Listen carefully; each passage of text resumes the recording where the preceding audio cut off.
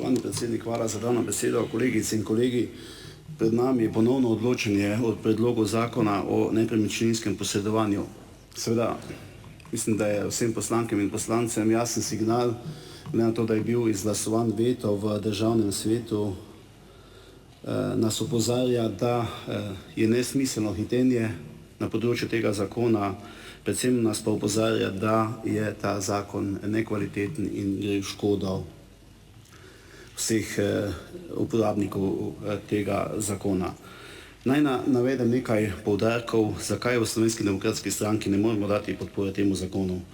Imamo pomisleke glede hitenja sprejetja tega zakona, ker ni potrebe ali nuje, ter v nasprotju z ustavnimi načeli, zato se mu obeta glede nekaterih institucij tudi ustavno presojo.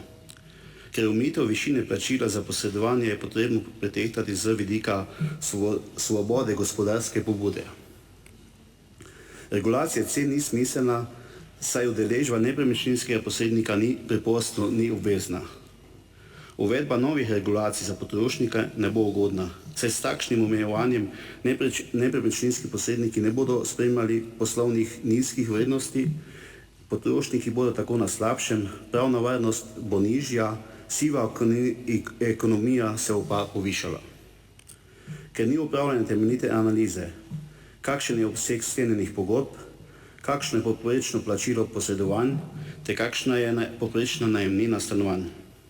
S sprejetjem takšnega zakona sledi tudi umik nepremičninskih družb z trga tega področja, ker zmanjšanje preglednosti najemnega trga.